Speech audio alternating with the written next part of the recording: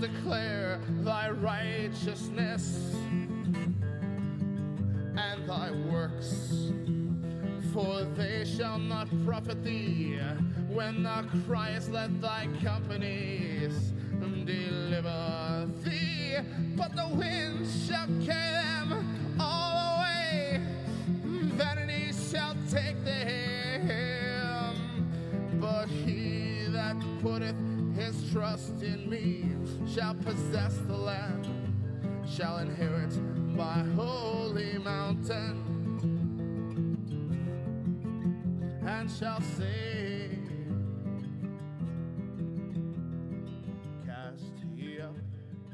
cast ye up, prepare the way.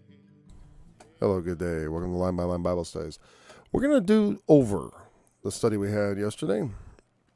And I know I've been told not to allow the study to be hijacked, but I get so few questions that I'm inclined to just say do over, especially if there's a lot of questions. One-offs we will consider, and if it becomes a problem, like where someone's just coming on and providing a distraction and trying to just forward their own particular point of view instead of a conversation, because I thought it was I could tell they had a point of view and also that they were interested in my answers, so that was worthwhile conversation. All right, let's get into reading. We're gonna just do chapter 6 once again, all over again. I'm gonna read chapter 7 also, just like yesterday. There is an evil which I have seen under the sun, and it is common among men. A man to whom God hath given riches, wealth, and honor, so that he wanteth nothing for his soul of all that he desireth. Yet God giveth him not power to eat thereof, but a stranger eateth it. This is vanity, and it is an evil disease. If a man beget 100 children, and live many years, so that the days of his years be many, and his soul be not filled with good, and also that he have no burial, I say that an untimely birth is better than he. For he cometh in with vanity, and departeth in darkness, and his name shall be covered with darkness. Moreover, he hath not seen the sun, nor known anything. This hath more rest than the other. Yea, though he live 1,000 years twice told, yet hath he seen no good. Do not all go to one place? All the labor of man is for his mouth, and yet the appetite is not filled. For what hath the wise more than the fool? What hath the poor that knoweth to walk before the living? Better is the sight of the eyes than the wandering of the desire. This is also vanity and vexation of spirit. That which hath been is named already, and it is known that it is man. Neither may he contend with him that is mightier than he. Seeing there be many things that increase vanity, what is man the better? For who knoweth what is good for man in this life? All the days of his vain life which he spendeth as a shadow. For who can tell a man what shall be after him under the sun? A good name is better than precious ointment, and the day of death than the day of one's birth. It is better to go to the house of mourning than to go to the house of feasting. For that is the end of all men, and the living will lay it to his heart. Sorrow is better than laughter, for by the sadness of the countenance the heart is made better. The heart of the wise is in the house of mourning, but the heart of fools is in the house of mirth. It is better to hear the rebuke of the wise than for a man to hear the song of fools. For as the crackling of thorns under a pot, so is the laughter of the fool. This also is vanity. Surely oppression maketh a wise man mad, and a gift destroyeth the heart. Better is the end of a thing than the beginning thereof, and the patient in spirit is better than the proud in spirit. Be not hasty in thy spirit to be angry, for anger resteth in the bosom of fools. Say not thou, what is the cause that the former days were better than these? For thou dost not inquire wisely concerning this. Wisdom is good with an inheritance, and by it there is profit to them that see the sun. For wisdom is a defense, and money is a defense.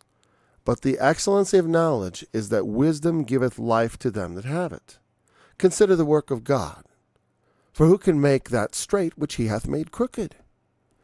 In the day of prosperity be joyful, but in the day of adversity consider, God also hath set the one over against the other, to the end that man should find nothing after him. All things have I seen in the days of my vanity. There is a just man that perisheth in his righteousness, and there is a wicked man that prolongeth his life in his wickedness. Be not righteous over much, neither make thyself over wise. Why shouldest thou destroy thyself? Be not over much wicked, neither be thou foolish. Why shouldest thou die before thy time? It is good that thou shouldest take hold of this. Yea, also from this withdraw not thine hand, for he that feareth God shall come forth of them all. Wisdom strengtheneth the wise more than 10 mighty men which are in the city.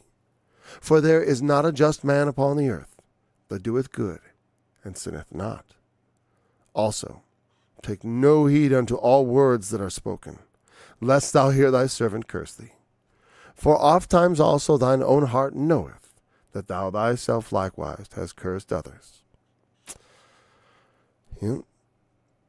Just like Jesus said, all this have I proven, analogous. All this have I proved by wisdom.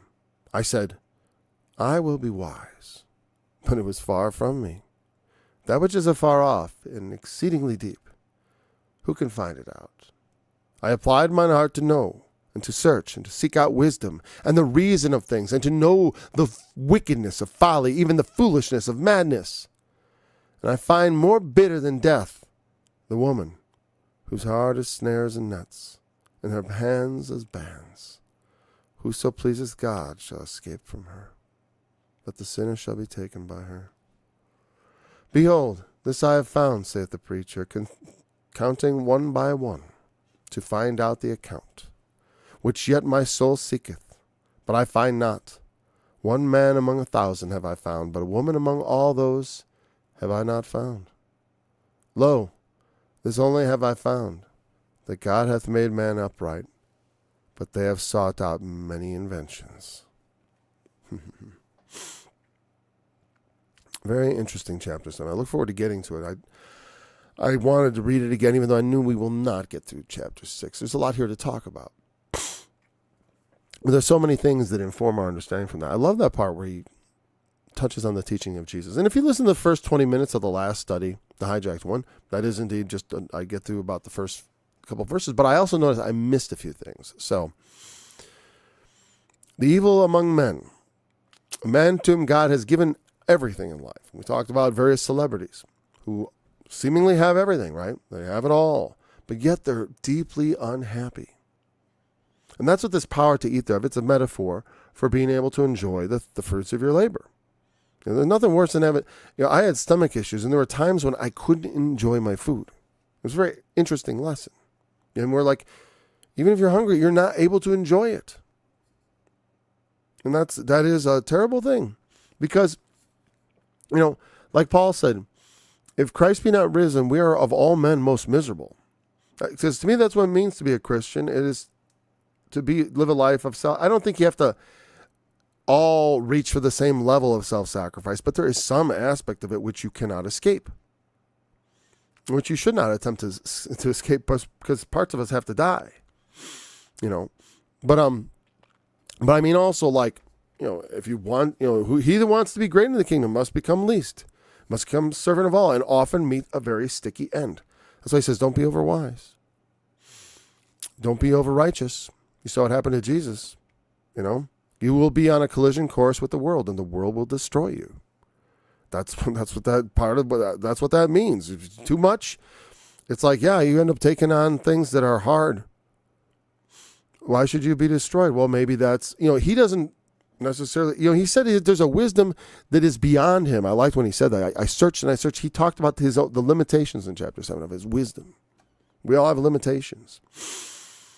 And I like that. And also, of course, a wise man is going to all of a sudden realize after so much wisdom and realize that it is still outside of my grasp. For all the wisdom I've gained, there is still wisdom yet I do not know. And that's what happens. The more the more you know you don't know. The more you realize you know where all the blank spots are. Until they got a microscope, they had no idea how complicated the cell was and how just amazing and intricate. When we just saw fuzzy little images, they're like, just protoplasm. That's all. Protoplasm, Electrified protoplasm.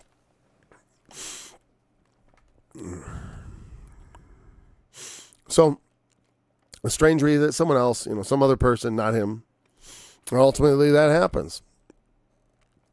To eat of all those things, to enjoy riches, wealth, and honor. But they can't. It ends up going to other people. An evil disease, he says it is. Again, that's obviously not literal. It's not really a sickness, but it's like a sickness. Because people become obsessed with things that do not actually improve their lives. It's obviously unhealthy for them. It's obviously hurting them psychologically, and that usually manifests itself in physical effects, because when we're suffering up here, our bodies are affected by it. It is a real thing that the body is affected by the mind, and the state of mind does affect the body. And I think I said that like 4 times. All right, if a man beget 100 children and live many years, so that his days of his years be many.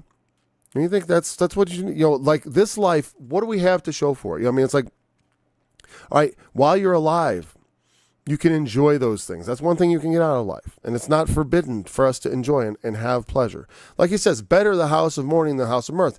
There is a balance, though. We must be acquainted with mourning. Those who avoid confronting the sadness of existence and such, that is part of, I think, what ultimately, when we try to fix that with material goods and other things, it's not going to satisfy. And so they end up chasing and exhausting themselves with things that are not satisfying what they're looking for. Just like, wherefore do you spend money for that which is not bread? Everyone that thirsteth, come to the waters. Drink wine and milk and honey without money, without price. Asking it shall be given you, seeking you shall find, but they're not seeking the right things. Seek ye first the kingdom of God and his righteousness, and all these things will be added to you. The material things of the world, yes. Again, not maybe in the abundance that the greedy people want, but in enough to provide happiness and contentment, because godliness with contentment is great gain. It's not a sin to have somewhat of a comfortable life, but it is a sin to live that comfortable life without being mindful of the suffering of others. That's why it's better to go in the house of mourning to see what other people are suffering, and not just think like, well, I'm happy. I just want to party. That's the way my youth was spent. I was just in riotous living, just like in the prodigal son, drinking and carousing and going to parties and using drugs and trying to get the girls and all that. But it didn't make me happy at all. But thank God I realized that really fast. That's one thing. I've been a fool, but always been a bit of a learner, even if not always the fastest learner. I can be a fast learner in some things, but other things, the brain is quicker than the body sometimes. If a man begat 100 children. So, that's another thing. You live a long life. The days of your years be many, and his soul be not filled with good. And also that he have no burial. He throws that into because it's almost like no legacy. Like he had all these children, but it doesn't matter. I was talking how you don't have to go very far back in time to how many generations can you go back in your family before you have no idea who these people are? And I've looked at my ancestry on a couple sides, and it's like, yeah, it's not far. I remember my grandmother talking about my great-grandfather, and he was actually, there's a picture of him holding me, of all my great-grandparents actually, except for on my mother's grandfather, obviously, because he perished. Broke his neck in a barn. But anyways, no burial. There's no honor, because there'd be something in that. You know what I mean? Like there'd be something. I mean, it shows some that the people cared about him. He had some impact. When people have a burial was very important in many ways. And it represents society's respect for the dead. When someone dies, we give them a burial. We take them and we don't just throw them out in a heap. But sometimes that happens. He says, I say that an untimely... Notice he says, I say. Because he knows this is a controversial opinion. It's better. An untimely birth is better.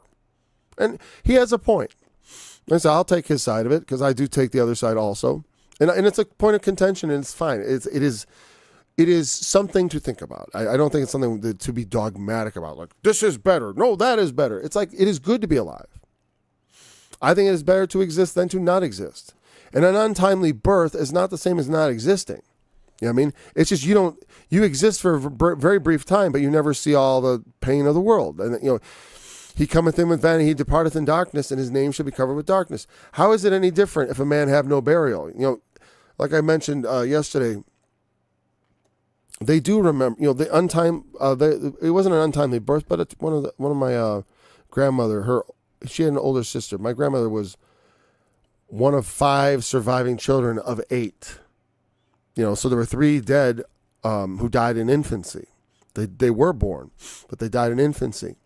And there was like a little baby book, and she began writing the memories of the baby, and then it just ends. It's very sad little baby book. But there was a person, still a person. They forget him. It's like, but you know what? The siblings that lived, I don't know much about them either. I'm sure their family does. That's the nice thing. And they have burials, and so does that little girl. But, it all gets lost. Eventually, no one remembers you. Eventually, all graves go unvisited, as they say. Like the same thing happens to all. And he's just saying, they don't have to know the pain of this life. It's more restful. There's a point in that. Sometimes I've felt that feeling of like, life is so hard. It's like it almost would be better to not live it. But again, I can't say I have had no pleasure in my life, unlike this guy. And this is an edge case. You know what I mean? It's like, who really has no pleasure? Who really has no, it's like, there is really a thing, it's like the power to eat thereof is almost like a psychological thing. And the individual, they're not able to enjoy their life. And that's a terrible thing. This is what he's talking about. There's nothing new under the sun. As he says later on, it is man. The thing which is named already, the thing which hath been. He says the thing which hath been will be, and all that. It's all the same. There's nothing new. And that's why this is exactly what I was talking about. It is known that it is man. That's what I was talking about. Men don't change. Humanity is unchanged. You know what I mean? Human nature. There are righteous men and there are wicked men. And there's not a just man upon the earth that doeth good and sinneth not. There's not a perfect righteous man, except you're speaking of the Lord Jesus himself. Or men who have been redeemed and gone on to perfection, but then again, they weren't good men who never sinned. They had sinned. They moved on to something and towards Christ and ultimately being perfected in the resurrection. Because we will never truly be perfect. We'll approach it, but the physical flesh itself, he was made like unto sinful flesh, and our flesh is sinful, if his wasn't. But he was tempted in every way as we are, it says. So, he understands our weaknesses. He understands our infirmities. He's able to sympathize with our troubles. And that's why he doesn't judge us so harshly. He will forgive many sins that men commit. But there are things that really tick him off also. Like I said, I don't know how people imagine that Jesus would not be really upset with people thinking they could ignore everything he had to say and just join Team Jesus by walking down the aisle and listen to Billy Graham, and now you're a Christian, and go find a church. Okay, they throw in some stuff like that, but it's like they don't lay a good foundation. Because they teach that it's about believing stories as opposed to the stories have a meaning and there's a teaching. I'm not saying, I believe Jesus walked the earth. I believe the Gospels. Do I believe they're supposed to be like a news-like transcription of events, like they had a stenographer there taking shorthand. Now Jesus walked up to the guy, and no, they wrote it from memory later on, so it's going to be constructed in an instructive way. I do think those events happen, but of course the parables were stories. I don't think those happened. I think it happened that Jesus said them and things like that. All right, so is it? Jesus himself said, at times echoed the same sort of wisdom that if that when you do certain things, it's better to have never been born. But again, that's not saying it's better to have been born than to live. What it's saying is you can live a life so awful that it would be better. Meaning, not so awful in the sense of you're suffering. Because I do think a life, because he's not talking about suffering per se. He's not saying that suffering is bad per se. He's saying that not being able to enjoy any good in life is bad. If you're not, you should gain some enjoyment from life. You should have power to eat. And he says, even though we live a 1,000 years, twice told, yeah, see no good. Do not all go to one place. We all go to the same place. We all die. Everyone goes to hell, as I say. We all go to hell. If you mean the grave, if you mean the Old Testament concept of Sheol, if you mean like Abraham's bosom and that sort of idea, I don't take that stuff literally. I don't believe in literal Abraham's bosom. That is Pharisee. That's their kind of ideas. That was not originated with Jesus, and I don't think he was trying to make up a new doctrine to confuse us, because there's a lot of confusing stuff when you talk about the things to come. That's why we shouldn't be overly dogmatic about the areas where there is not, here's the thing. I believe in a certain thing about death and resurrection. Am I dogmatic about it? Well, for my own part. But as far as I don't think that I can't be brothers with someone who still thinks in terms of, when you die, you step immediately into the world goes on and your spirit goes on also alive in the same time. And you kind of float up to heaven. Bye, everyone. Whereas I just see it as you die and it's like going under anesthesia and boom, then you're the resurrection. You don't notice the passage of time. So it is basically instantaneous from your perspective. And that's how I walk that sort of line. It's like, today you'll be with me in paradise. Believe me, you'll never notice the passage of time. Yes, because the dead know not anything. The next day you live will be the day of the resurrection. For you, time when you die, I consider time pretty much over, right? When I'm dead, I don't notice time. That's the cool part. So you just go to resurrection without any worry or wait. They've gone on ahead of us. I like that notion better. They're already in the future being judged. We're the ones who are in the past waiting to die. Because it'll all come to an end eventually. The Lord will that's the cool part. Even if the world doesn't end in this generation, and I'm not looking forward to it, but it's like, hey, even so come Lord Jesus. Even if it doesn't, it'll end for me. And so we will go on. I can't say I haven't tasted the good of life. The Lord has given me many good things in life. In fact, that's the thing that gives me the most trouble. That's the thing for which I feel the most sorrow. Because I have enjoyed many good things, but other people have not. I'm not even a rich American. I think about all the decadence in our country. What was the last thing my family did for a vacation? Don't recall. My wife was talking about going camping again, and I think that's what we did last time. It was probably about 10 years ago, I guess, right?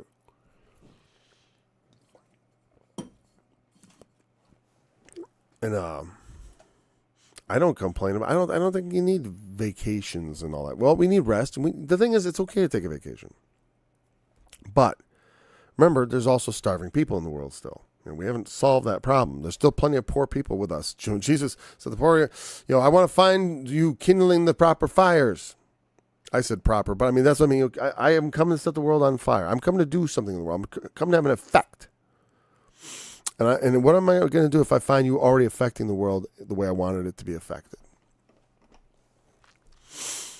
Well, what is he going to do? He's going to be like, good. Thank you, faithful servant, for going beyond what was merely required of you. I reap where I do not sow. I expect increase. Good job. So let's see.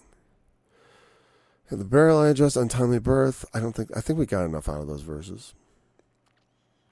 Is it better to be not but more? And something like I said, to live a life of no joy, a joyless life, yeah. But again, I don't know many people that live absolutely joyless lives. But there are those people, with just chronic and permanent depression, and you wish you can do something for them. Sometimes it's hard to tell. I'm more of a person whereas I have my ups and my downs. It's like I experience both joy and sadness, as most people do. And so, I think the key is to understand that it is okay to enjoy life. You don't have to perpetually pursue. It's like an earthly salvation they want to get through money to somehow, because like he says, there's something to money. It's a defense and all that. We'll get to that. All the labor of man is for his mouth. The appetite is not filled. That is not just true of eating. It's true of everything. All the things you consume. And we labor to eat. And there's also, they call it consumer goods. What do you think they call it? Consumerism.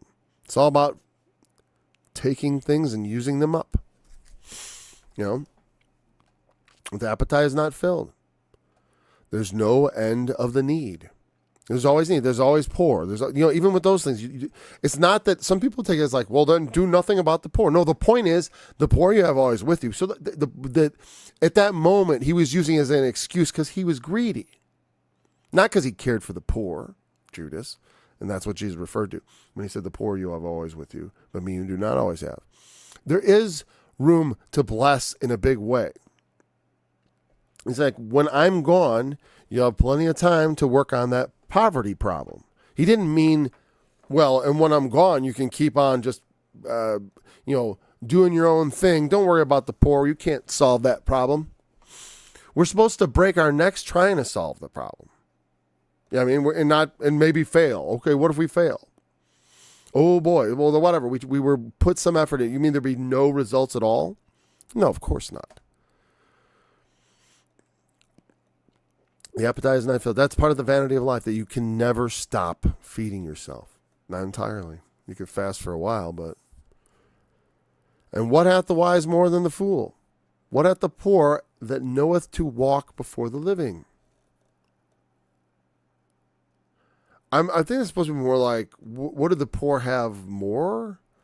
Let's just look at the NIV or something.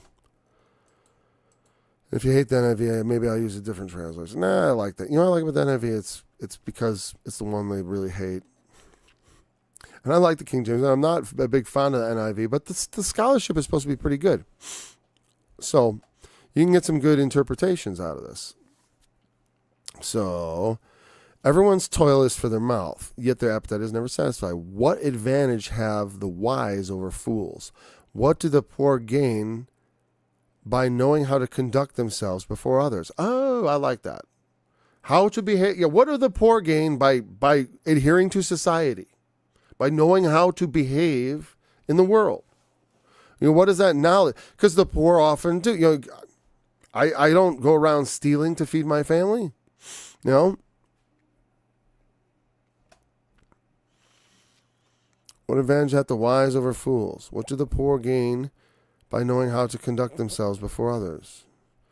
Seems like those are two things. Better what the eye sees in the rubbing of the appetite. It's too meanness and chasing after the wind. Well, I'm not sure what he's getting at there to some degree. Some of this is more understandable than others. So, what is the wise more than the fool? Like he says, they all go to one place. What do we get out of it ultimately, I suppose, right? Meaning, like he said, the appetite's never filled. There's no final result. There's no obvious wisdom makes you live forever. And being a fool, you die forever. No, that's not obvious through the world. The world gives us the impression that there is no justice. or that we shouldn't expect justice, not in this world. I do agree with that. I don't expect justice in this world. I only expect that I should have to behave myself in a just way. But why? Why should I know how to walk before the living? What is that good to me? Does that give me a better life than the guy who just knifes people in the back and takes their stuff? Or gets rich by defrauding people? Or by working themselves to death and making themselves miserable? Better is the sight of the eyes than the wandering of the desire. Interesting. Like, what do you see? What are your eyes looking at? The sight of the eyes than the wandering of the desire. What immediately that says to me is the sight of the eyes is that what you have before you, which my eyes behold. It's mine. You know what I mean? Like, that's what I have. That's the way I interpret that clause. The sight of the eyes is what my eyes see. I behold all that is mine. You know what I mean? I look out. I look at what I have. Now, the wandering of the desire, when I look beyond what I have, beyond what is within my realm, into other people's stuff. Ooh, I want what they have. I want what they have. And even if it's not actual covetousness or jealousy or envy, the wandering of desire is not as good as being satisfied with what you have before you. That's how I'm taking this. The sight of the eyes is like, look at my eyes see this. I'm going to just be satisfied with what I have. But again, the wandering of desire, because you know why? There's no end of the things to be desired. It's like I told my wife years ago, it's like when I was having a lot of problems with pornography, it's not that like I'm looking for some other woman. It's just there's no end of women who are beautiful and all that stuff. And the desire has no, it's like you can't limit it per se, or you can limit it all right. But what I mean is like the desire for it will never be sated. So you have to keep your body under. You have to limit yourself to your one woman. At least I do. Solomon tried to satisfy himself with many women and was not satisfied. And you can see his opinion of women is quite low. Because it was, I like my wife. I do. I do. But you know what? The truth is, she's very atypical. She's probably more than 1 in 1,000. I remember my grandfather telling my father to not expect to marry a woman like his own mother, because she was 1 in 1,000,000, because she was unusual. One of the things I thought was interesting about her unusuality is she told me as she grew up, she was a tomboy. And I thought, you know what?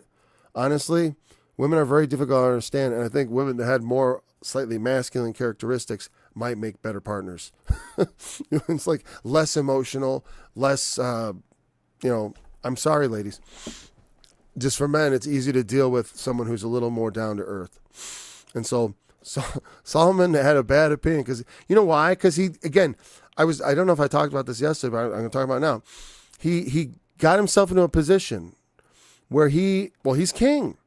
And so all the most beautiful women, the most beautiful adorned, and a lot of times beautiful women it doesn't guarantee that they're going to be good wives. You can have a woman that's easy to look at and a good wife, but it's going to be difficult. Now, finding a woman like that, when you advertise you're a king, I mean, he can't help it, he is a king, and they start bringing the fairest women in the land, like I said, it's not guaranteeing anything, except you're getting beauties. And it's like bringing in all the buffest dudes. It's like, is that going to necessarily, is the buffest dude going to make the best king? Of course not necessarily. There might be a balance of qualities you want in a king. And in a wife, you want a balance of qualities. Every man loves beauty, but you got to balance it with other things. And also, like personally, I don't like the idea of my wife being a distraction as she walks down the street. I want her to be modest. It's like people, sometimes there's just this, we live in a really weird society. A very corrupt society, with a lot of open corruption. It's like, I remember telling my wife years ago, women in bikinis is rated G. You can't avoid it. It's just part of life. You have to be somewhat ready for it. You can't completely shield children from it. I mean, you could try. But eventually, when you totally shield things, you want to shield them from the worst things, but also you have to prepare them for the things they're going to have to confront. There are things we have to confront in life. We can't hide from everything. But certain things we certainly should hide from, like pornography and stuff like that. We should hide ourselves far from that, because it can create that wandering of the desire, and it represents that. Because, like I said, there will be no end to it. It's just this pointless, endless delving into foolishness, because it is. All right, and so we don't want to let our desires wander beyond what God has given us, what He has set before our eyes for us to be satisfied with. To take and to enjoy, instead of like looking for more things to enjoy. You'll never be happy looking for more. You're much more happy looking at what you have in front of you and saying, "This is great." I was in my garden earlier, and I felt good. I'm like, this is really nice. This is even though it's overgrown with weeds, not overgrown. It's got some weeds. It's not perfect, but we're tending it, and it's nice. It's a blessing. It's work, and it's also enjoyment. It's like my barn. When I repair it, it's work and enjoyment. Even going to my father's house and fixing his breaking down thing, on some level, I do enjoy seeing it get fixed up, and also knowing that I'm doing a good job. I take pleasure in the works of my hands, instead of like taking no pleasure in them and being like, I need more work, I need more money. We all need money. There's good to it. There's no necessity to it. And like you said, it's a defense. But it's also a vulnerability. He that has much to lose. When you have lots of money, I remember having a lot of money in the bank at one point from like a tax rebate. It's like, not rebate, well, whatever, from tax refund or whatever. At the same time as something else, at one point, I had multiple tax refunds come in because I didn't file my taxes for a couple of years, and I realized I had refunds that I needed to claim. And so I had this big amount, and it made me feel nervous to have so much money. Like, what if someone just took it? What if it all, and I'm so used to seeing, 3 digits or less very frequently. It might, doesn't, if it gets up in the 4 digits, that's only for the bills to get paid. I've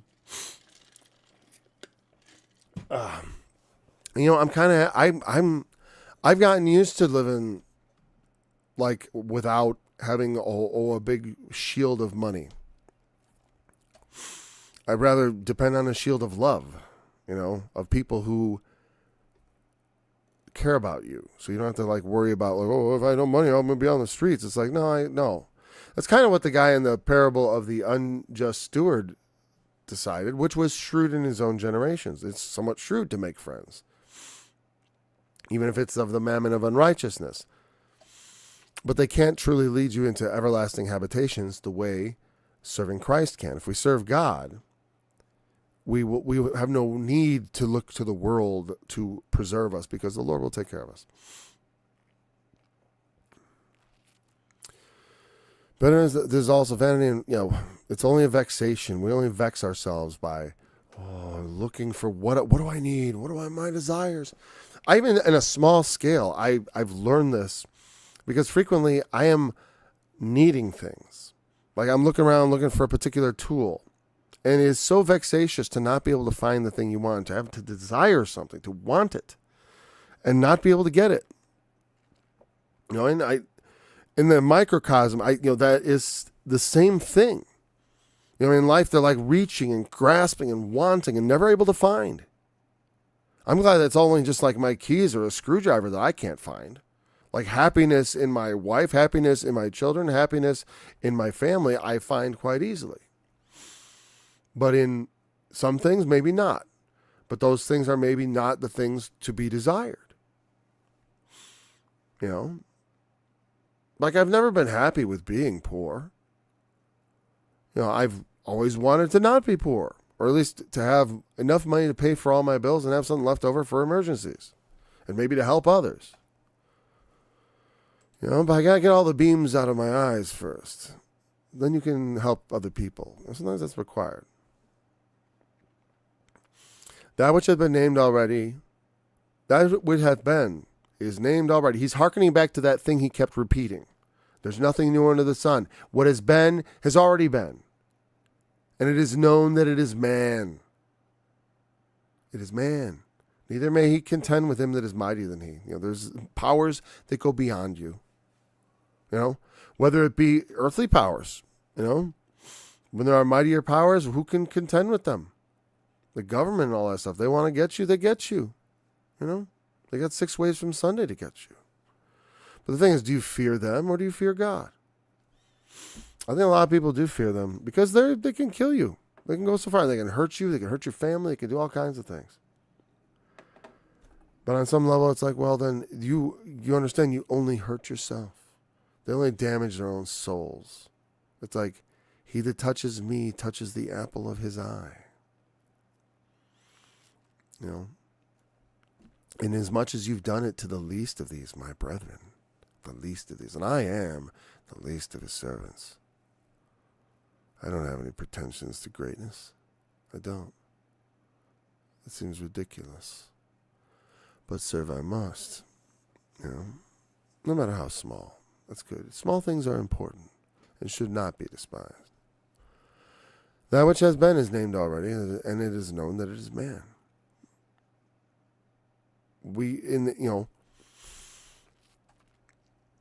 That neither may he contend with him that is mightier than he. I think we understand that. There be many things that increase vanity. What is man? How can man be bettered? How can his lot be bettered? Since there's so many things that increase vanity, they decrease satisfaction in life, decrease your ability to enjoy things. Like they say, people were happier 100 years ago.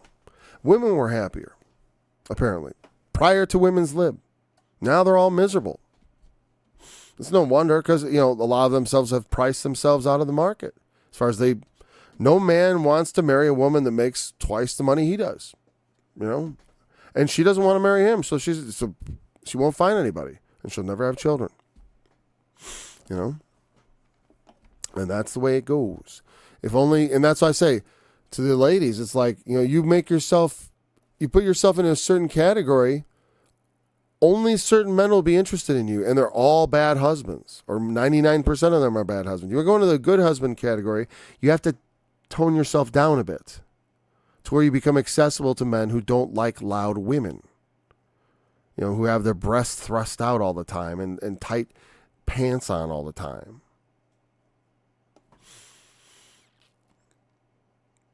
Although I enjoy the charm of a lady. Women's figures are very nice, but they should be kept somewhat under wraps, because men are easily distracted by them. What is man the better through living this life? How do we profit by it? Who knows what is good for man in this life? All the days of his vain life, which he spendeth as a shadow. We spend our life as a shadow that passes away. It's almost like it's almost not real. As if it's not, we are just like the echo of something else. Who can tell a man what shall be after him? You're going to tell me what's going to happen after I'm dead? Who knows? I remember watching this World War II veteran just weeping his eyes out about how, during COVID, about how the boys, as they died in Normandy, this weren't what they were dying for. And what the country has become, he was weeping. He was so saddened by what had become of his country. They're trying to make it into a totalitarian police state. Again, I don't care. Whatever, you go ahead and try that. I'm going to fight it. Well, the thing is, because I just will not participate. And I will speak against it, and I will eventually run afoul of them, and they will either repent of their wickedness, or they'll probably kill me, and everyone else who doesn't do what they say. I don't think I'm special. Usually you're not. Usually there's always room in the boxcar for another nameless victim, right? Don't think they won't do the same thing. They are hotly trying to dehumanize people to get ready for. I mean, people are already having no problem with genocide. As far, they deny it. People are in denial. They don't want to believe it's going on. I understand that part. But on some level, it's like when you hear all the noise about it, you think, should you look into it? Like carefully, conscientiously? I think so. Because when it's something big like that, you don't want to be on the wrong side of that. I consider myself to have been on the wrong side of it, sort of. I never was on Israel's side. But, after my experience with Arnold Murray, I wanted to do everything I could to show my love for the Jewish people. Because I felt like I had done them wrong by teaching people they were the children of the devil. So I needed to make restitution. That's why I spent so many years teaching against that. I got a whole website about it. I don't know if I can add to it. People ask me, what's the way out? I'm like, I don't know, read my whole website. I wrote hundreds and hundreds of pages on the subject. There is no silver bullet. So on to the next part. Who can tell you what's going to come next? How can you plan for once you're dead? You can't. We have to give up. At some point, it's like, hey, grandkids, I hope you do all right. Good night. I'm going to bed. And you can't do anything about the future. You lose control. My father's still alive, but he doesn't control things anymore. Once he told me what to do and where to go, and now we tell him what to do and where to go. That's just part of life. It makes me think of Peter when he says, when you were a young man, you went and did what you wanted to do. Well, when you're old, they're going to take you and lead you where you don't want to go. And that's acknowledging, Jesus himself did not want to go to the cross. That's why he prayed in Gethsemane. He did it on a duty, but he wasn't like all gung-ho to get crucified. Are you kidding? That's why it was going to be an effectual thing, because he suffered real pain. And also and in some ways, if you think about life from God's perspective, if you know in your mind, I can resurrect and I will resurrect and do injustice and all that, and the temporary sufferings of this life, from his perspective, are not to be compared with the glory that shall be revealed. So, on some level, he's not someone who can't be touched with the feeling of our infirmities, but he thinks we can deal with these things, as we often do. People live painful lives and come out of it stronger and more resilient. All the pain I've suffered, I know, has done that to me. Better to be in the house of mourning, absolutely. Because that's where I learned to heal pain, my own pain, or try to. And I can't, feasting doesn't do anything. It's like a Band-Aid. When you have a good time, you have a good time, like, when I mean a good time, like one where you're just letting go sort of thing. Like I don't have those sort of good times anymore. I don't go and go out to bars and things like that as I did as a youth. Because that's what I think, the house of feasting is, the party versus the house of mourning. When I was young, I sought to find satisfaction in life through going to parties, but there's no end of those things. Well, should they ever end? I mean, some people really like it. They love the partying lifestyle. Well, like I said, like Jesus said, they have their reward. When someone finds it rewarding, like if a thief finds his thieving rewarding, well, that's not a positive outcome for you. But hey, now the good name better than precious ointment.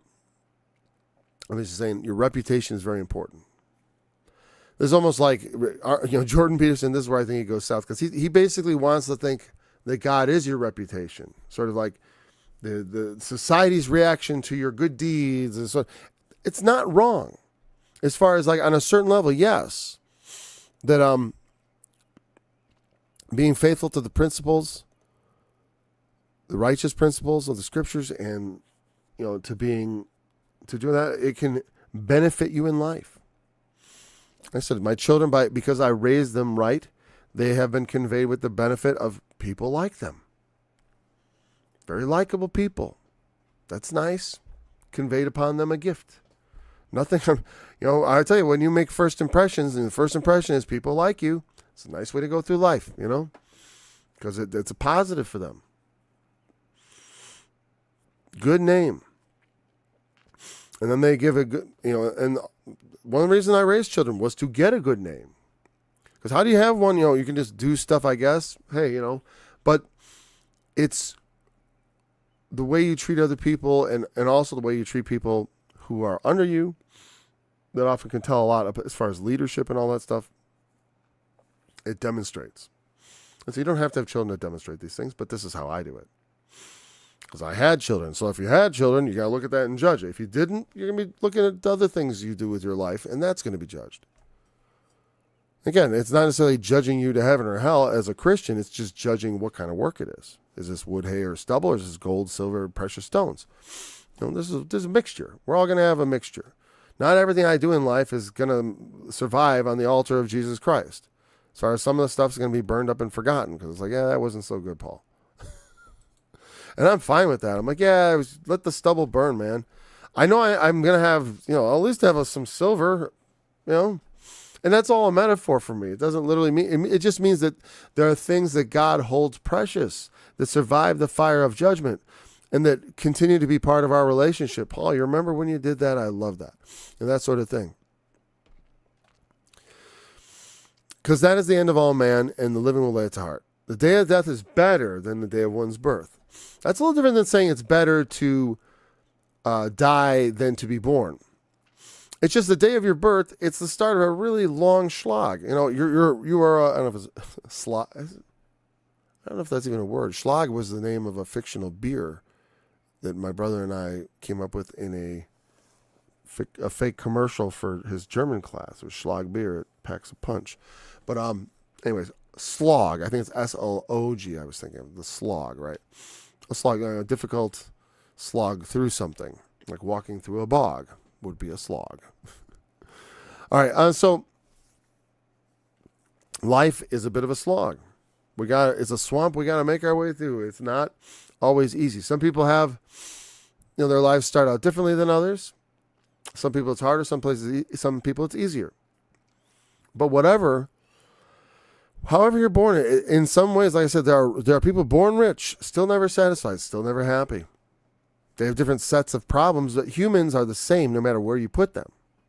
I mean, it's interesting. Though it does have an effect, of course, but I'm just saying human nature is the same. Like I was saying the other day to our friend who dropped in, the way power corrupts, it's almost unavoidable. Whoever ends up with all this power is going to become corrupted by it, unless they're the uncorruptible Lord or a very righteous human leader. We haven't had a lot of those. Because I think it's like the Mongols weren't the only people who came, out of the east to colonize the west. There was also the Huns. Where do you think Hungary came from? From the steppes of Eurasia. The Huns came down and came in and they made their little Hungary there. I mean, eventually. They're all intermingled eventually. Just like we'll be in America, ultimately. 1,000 years from now. And whatever. That all to me is just like my ancestors. I don't look exactly like they did. They don't remember me. They don't know me. Who cares? What's that got to do with it on some level? Beyond the people you immediately have impact on, it just doesn't matter. It's just vanity. There's, like getting them,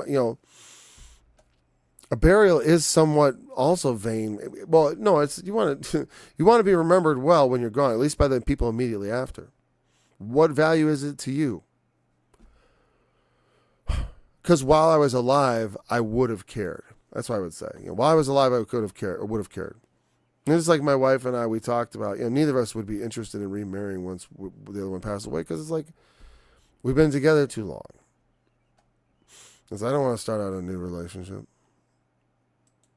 If either of us was to pass. Our plan is for us both to get very old together. That's what we'd like. But that's not necessarily what the Lord will bring. And that also we will accept. Because the truth is more important. A good name is better than precious ointment. What is that symbolic of? It's like when when the woman anointed Jesus with the alabaster box and washed his feet with her hair and her tears. She anointed Jesus. To anoint Jesus, that is a picture of making Christ truly Christ. Like knowing who he is and giving him the proper due. So I'm saying faith is not just about believing the story about Jesus. It's how you react to that. Are you faithful to the fact that you said you believed it? Because if you believed it, you've said you believe something that should be life altering and forever after dominate your existence. That's how it's been for me. That's what faith is for me. God is this dominating, this thing that dominates my existence. It's not just a story I believe and I checked off a box and took out an insurance policy on salvation. Like I said, I don't know how you could ever read Jesus and think that he would actually let people get away with that. No one who thought to cynically repent at the last second. Anyone who ever cynically decided, I'll just repent at the last second, and I'm sure I believe. It was like, I don't really know if anyone was like that, but that would be rejected at the throne of God. He would be there, one of those people stand there shocked. Haven't I done the works? Nope. Unacceptable. House of feasting. Where we go, laughter can be. I like to laugh. I like to do funny things. But it's very passing, and it is, well, it can make the heart glad, and there's good things about laughter. But there's an ancient wisdom that says something true. When you're talking about character building, laughter is just something you enjoy. I mean, just like anything, like food. You can't laugh all day long. You can have a pleasant grin, but you know what I mean? You can't be caught up and just like, your life, if you're living life like that, it's insane. That's craziness. We cannot just laugh. There is a time for laughing and there's a time for mourning. There's a time for every purpose. Laughter has its place, but it does not give you, it gives you a certain kind of benefit it can release stress, a good laugh, stress relief. There's a lot of good benefits. But as far as which is better, because I think the day of your birth is a great day, but the day of your death is better. You know why? Because you're done. You're finished. And your labors are done. You've enjoyed everything you're ever going to enjoy. And usually nothing is ever going to get better after that because obviously you're dead. I mean, like your life wasn't about to get better. It just got snuffed out. You know, it's like, so there you go. No more toil, no more sorrow, no more grief. All is done. It is given to men once to die. And after that, well, you go off to the judgment. You know, and that's good. That's fine. The day of death is, the day before resurrection. I just want to have a good death. I said, I want to die the death of a good man, either living long, blessed by God. I'll take that. Or a death that glorifies him, which is what I always wanted, but I've regretted at times. But it's like, be careful what you ask for. I can't take it back. I won't take it back. Because my desires went out of my heart. And I can't lie about them to the Lord. And say, no, I didn't mean it. No, I meant it. Sorrow is better than laughter. For the sadness of the countenance, the heart is made better. That's what I'm saying. It's like, you may have temporary relief from laughter, but the root problems are still there. The pain is not gone. Sorrow, truly, they talk about the stages of grief. You go through grief and you come out changed. And we all have to do it because there's things to grieve about in life. And sometimes it's very important that you notice and grieve. Like I said about genocide. If you haven't grieved about the genocide, you should be grieving. People are going to food distribution points and they're being slaughtered. And say, well, because we don't want anyone stealing the food. It's like, shut up. Shut up. I get so sick of these lies. And then I listened to your lies for years. And I'm not listening anymore, Israel. You don't fool me. I've listened to you talk among yourselves. What do you think? We're all stupid? They do think we're all stupid. Some of them do. Some of them don't. Obviously, because some of them talk to us and tell us what's really going on. God loved the Jews because they were very good people. Very many of them are doing a great service to fight against some great evil being done by their fellow people who are either ethnically or religiously Jewish. It's kind of complicated. But those who are opposing it are doing the right thing, and as they should. And I support them, you know. Sadness of the countenance, the heart is made better. I've gotten much more done through sorrow than through laughing my head off. You know, I never I never overcame a really tough challenge by just laughing it off. Now, well, that's not entirely true. Like, for example, one time I was at a really low point in my life. Everything was going bad, right? And then I forgot specifically where this was, but whatever. But then I remember I was in the parking lot of Aldi, and I got a flat tire, and it was raining. And it was, fortunately, it was not really cold, but it was probably like 60 degrees out. So cool, you know. I wasn't chilled or anything myself, but it was like, okay. And I just realized I had to lay down on the wet concrete and change the tire as it's raining. And I just laughed, you know, because at that point, there was nothing grieving was going to do for me here. You know what I mean? It was nothing to get. Sometimes when it talks about, there's some things worth being grieved over. And you should allow yourself to feel that grief and to mourn and be sad and to be moved by it. But there's sometimes a point which it does you no good. No good to feel sorry for yourself. That's a different thing. You know, that sometimes you give yourself a laugh and you sing like a fool in the rain. Because though the wisdom, the mourning and all that, it's better. There's a time for every purpose. You know what I mean? There's a time for everything. And sometimes when you taste the vinegar, you just got to smile. You know? That's the way it goes. It is better to hear the rebuke of the wise than for a man to hear the song of fools. It's an obvious one. I see we're at the hour. So, for as the crackling, maybe we'll just start there. We'll start at verse 5. We haven't said much about it, and it's a fun place to start. Well, it's better.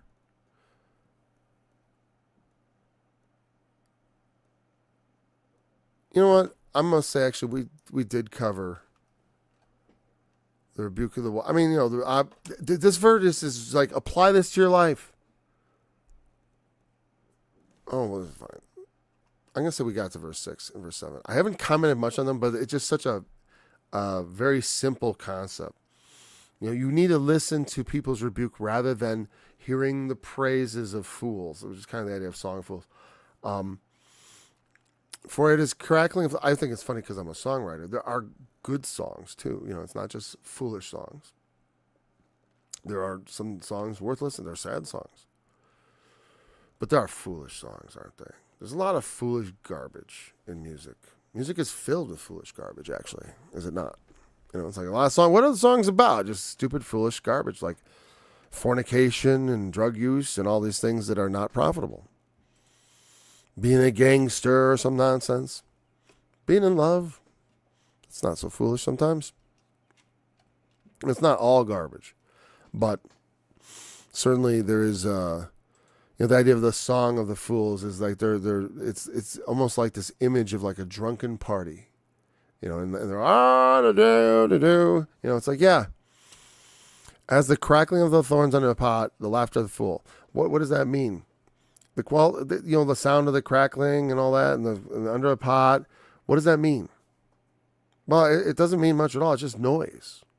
You know what I mean? It's just crackling of thorns under a pot. It's the sound of cooking.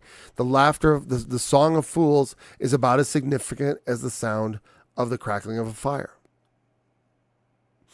It's just a noise. It is no benefit. I mean, not that I think comedy can have a benefit, but it's going to be wisdom.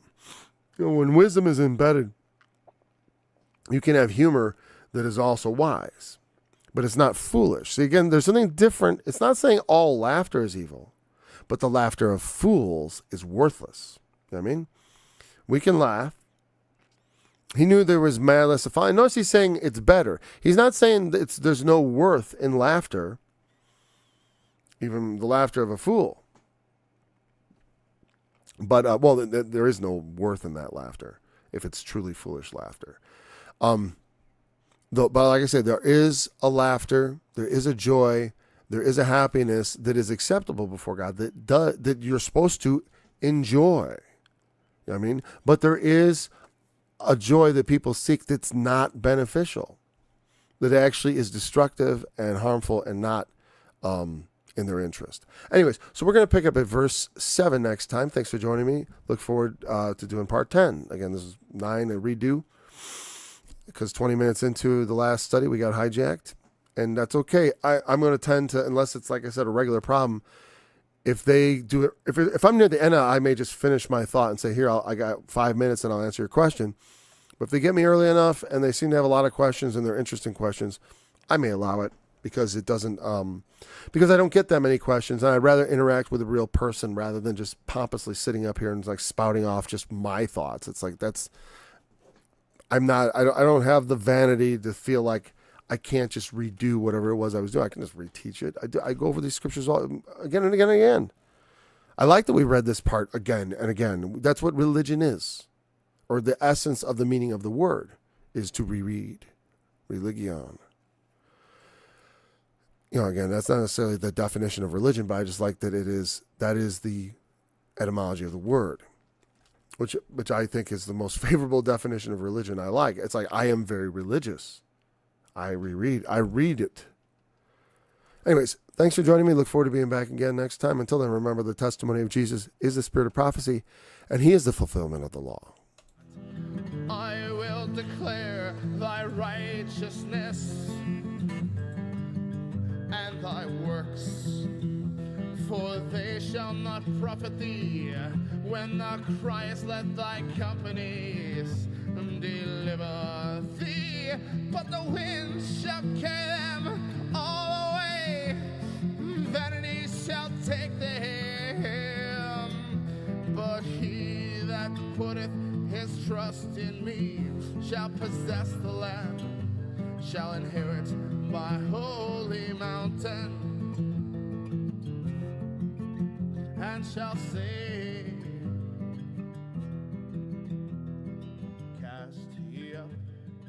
cast ye up